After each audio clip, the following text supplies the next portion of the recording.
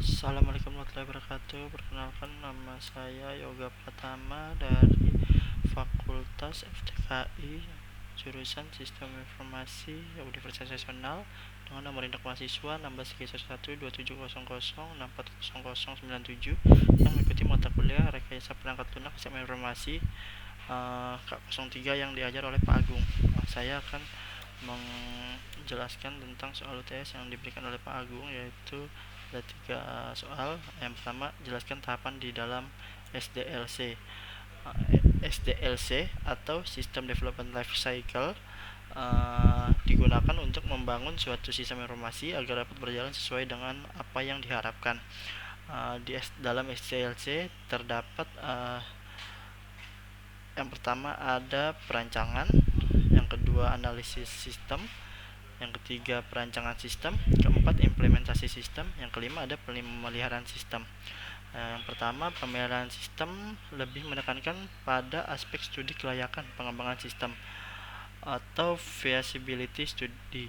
Aktivitas yang ada meliputi pembentukan dan konsolidasi tim pengembang, mengidentifikasikan tujuan dan ruang lingkup pengembangan, mengidentifikasi apakah masalah-masalah yang ada bisa diselesaikan melalui pengembangan sistem, menentukan dan mengevaluasi strategi yang akan digunakan dalam pengembangan sistem, penentuan prioritas teknologi dan pemilihan aplikasi. Selanjutnya ada analisis sistem atau sistem analis.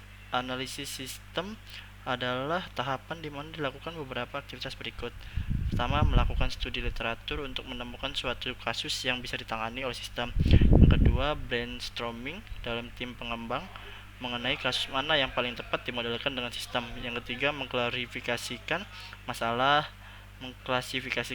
masalah, peluang, dan solusi yang mungkin diterapkan untuk kasus tersebut. Yang keempat, analisa kebutuhan pada sistem dan membuat batasan sistem. Yang kelima, mendefinisikan sebutan sistem. Selanjutnya masuk ke perancangan sistem atau sistem desain.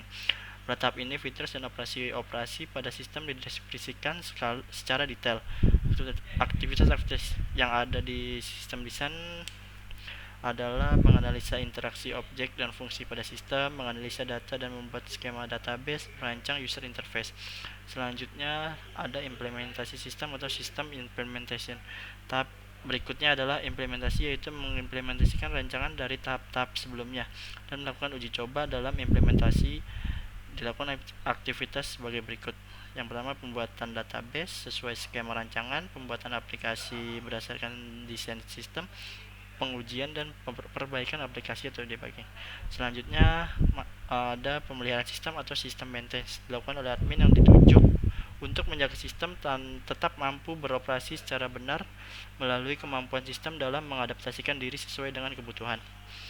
Nomor 2, buatlah tabel tentang perbedaan dari model sistem, prototype, waterfall, spiral, dan RAD. Saya sudah membuat tabelnya. Yang pertama yaitu model waterfall. Model waterfall, model klasik yang bersifat sistematis berurutan dalam membangun software. Keuntungannya membagi masalah ke dalam tahap yang berbeda yang dapat dilakukan secara independen. Yang kedua, pendekatan alami untuk pemecahan masalah, mudah untuk mengelola dalam kontrak. Setiap fase adalah milestone. Kekurangannya menganggap bahwa persyaratan dapat ditetapkan dan dibekukan di awal. Kekurangan yang kedua, menetapkan perangkat keras dan teknologi lainnya terlalu dini. Lalu mengikuti pendekatan Big Bang all or nothing delivery terlalu berisiko. Sangat berorientasi dokumen, membutuhkan dokumen pada akhir setiap tahap. Yang kedua ada metode spiral.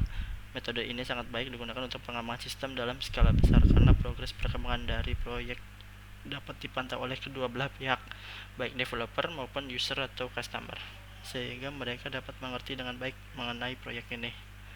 Keuntungannya dapat disesuaikan agar perangkat lunak bisa dipakai selama hidup perangkat lunak komputer. Lebih cocok untuk pengembangan sistem dan perangkat lunak skala besar, menggunakan prototype sebagai mekanisme pengurangan risiko dan pada setiap keadaan di dalam evolusi produk.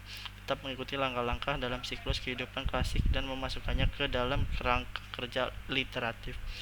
Kekurangannya sulit untuk meyakinkan pelanggan bahwa pendekatan evolusioner ini bisa dikontrol, memerlukan penaksiran risiko yang masuk akal dan akan menjadi masalah yang serius jika risiko mayor tidak ditemukan dan diatur. Yang ketiga itu butuh waktu lama untuk menerapkan paradigma ini menuju kepastian yang absolut. Selanjutnya ada metode prototype, sistem informasi yang menggambarkan hal-hal penting dari sistem informasi yang akan datang. Prototipe sistem informasi bukanlah merupakan sesuatu yang lengkap, tetapi sesuatu yang harus dimodifikasi kembali, dikembangkan, ditambahkan, atau digabungkan dengan sistem informasi yang lain bila perlu. Keuntungannya adanya komunikasi yang baik antara pengembangan dan pelanggan. Pengembang dapat bekerja lebih baik dalam menentukan kebutuhan pelanggan. Pelanggan berperan aktif dalam pengembangan sistem, lebih menghemat waktu dalam pengembangan sistem. Penerapan menjadi lebih mudah karena pemakai mengetahui apa yang diharapkan. Kekurangannya, pelanggan yang melihat working version dari model yang diminta atau diperlihatkan tidak menyadari bahwa mungkin saja prototipe dibuat terburu-buru dan rancangan tidak tersusun dengan baik. Kekurangan, pengembang kadang-kadang membuat implementasi sembarang karena ingin working version selesai dengan cepat. Kekurangan yang terakhir, karena sudah melihat prototipenya, pelanggan menjadi tidak sabar untuk menunggu versi jadinya karena pelanggan merasa program jadinya tidak akan lama lagi selesai. Yang terakhir ada RAD, Rapid Application Development, model proses pembangunan yang incremental. RAD menekankan pada siklus pembangunan yang pendek atau singkat. RAD mengadopsi model waterfall dan pembangunan dalam waktu singkat dicapai dengan menerapkan komponen based construction. Waktu yang singkat adalah batasan yang penting untuk model ini.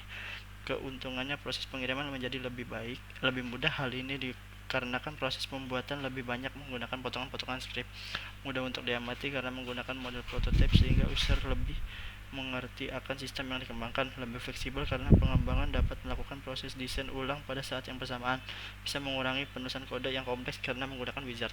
Kekurangannya, tidak cocok untuk proyek skala besar, proyek bisa gagal karena waktu yang disepakati tidak dipenuhi, sistem yang tidak bisa dimodernisasi tidak cocok untuk model ini. Risiko teknis yang tinggi juga kurang cocok untuk model ini.